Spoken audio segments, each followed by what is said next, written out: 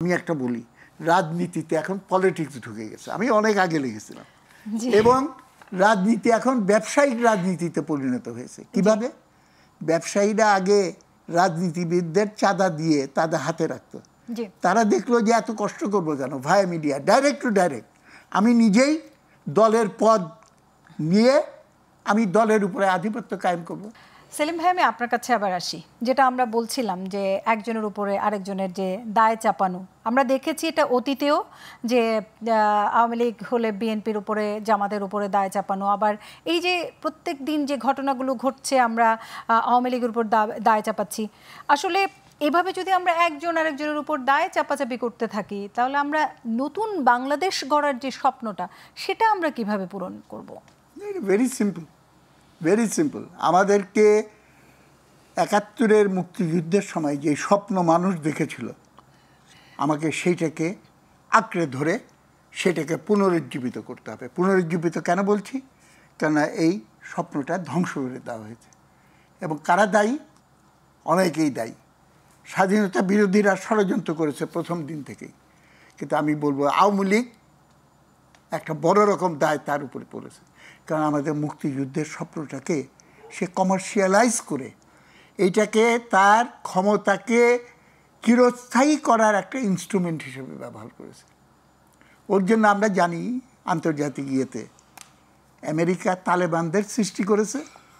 তালেবানের অজুহাত দেখিয়ে তারা কিন্তু আবার আফগানিস্তান দখল করেছে। ওর জন্য যুদ্ধ অপরাধীদের টিকায় না রাখতে পারলে ওইটার কারণ দেখিয়ে আমার ক্ষমতাকে চিরস্থায়ী করতে হবে, এই যুক্তি তখন আর দেওয়ার সুযোগ থাকে না।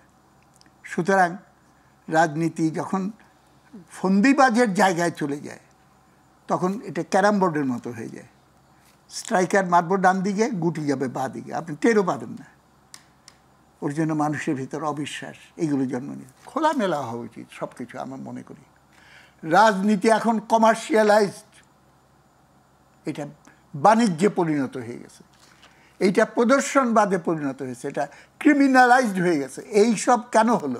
আমরা রিয়েলাইজ করছি যে এটা কমার্শিয়ালাইজড হয়েছে। তাহলে এখান থেকে আমরা কিভাবে আবার রাজনীতিতে ফিরে আসবো?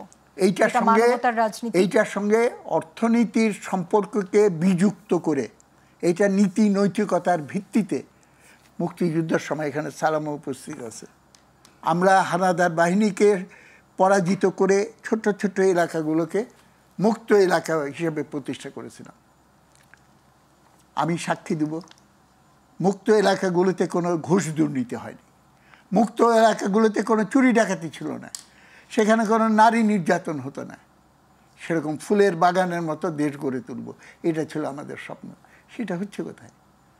এবং এক একবার সম্ভাবনা তৈরি হয়, আমরা সম্ভাবনাকে ধুলায় মিশিয়ে দিই। এরশাদের পতনের পর এই যে বলেছিল, আমি বলেছিলাম যে 2 বছর দলীয় স্বার্থের ঊর্ধ্বে স্বৈরাচারের আবর্জনা পরিষ্কারে নিয়োজিত থাকুন। সেইটা শুরু থেকেই কম্পিটিশন লেগে গেল, আবর্জনা কে বেশি নিবে। আবার আমরা এরশাদের পতনের পর, এই ফেনোমেনার পর এখন আরেকবার সুযোগ হয়েছে। এখন এই সুযোগ যদি বিএনপি আওয়ামী লীগের সঙ্গে পাল্লা দিতে হলে আমাকেও ওইভাবে একই রকম বিহেভিয়ার করতে হবে, তাহলে পরে তো হবে না। আমি আশা করব যে শুভবুদ্ধির উদয় হবে এবং কিভাবে দেশকে একটা প্রকৃত জনগণের কল্যাণ করিয়েতে, খেয়াল করলে দেখবেন এই যে প্রশ্নটা উঠল, তৌকিরকে রাষ্ট্রীয় মর্যাদা দেওয়া হয়েছে, কিন্তু যেইজন 2জন শিক্ষিকা এতগুলো ছেলেকে উদ্ধার করতে গিয়ে তারা জীবন বিলিয়ে দেয়, তাদের রাষ্ট্রীয় মর্যাদা দেওয়া হলো না কেন? আমি প্রশ্নের জবাব খুঁজে দেখার জন্য বলবো যে তৌকিরকে সম্মান জানালে ইট পেজ ব্যাক, এটা আমার কতগুলো সুবিধা দেয়।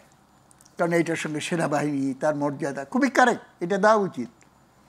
কিন্তু ওই 2জনকে আমরা কেউ বলিনি যে তৌকিরকে মর্যাদা দেয়া না হোক, আমরা কিন্তু বলেছি তাদের মর্যাদা দেই আর না দেই, এইটা তো আর্থিকভাবে হোক, আর আর্থিক প্রয়োজনে ক্ষমতায় যাওয়ার জন্য তো খুব বেশি প্রয়োজন নেই। এই যে বিবেচনাগুলো, এইটাই কিন্তু রাজনীতিতে নীতি নৈতিকতা যে জুড়ে আমার নিয়ে মতে যায়। ওই বাচ্চাগুলোকেও আমাদের কিন্তু একটা মর্যাদা দেওয়া উচিত এবং ছিল, দেখেন- নিষ্পাপ বাচ্চাগুলো। আমি একটা বলি, রাজনীতিতে এখন পলিটিক্স ঢুকে গেছে, আমি অনেক আগে লেগেছিলাম।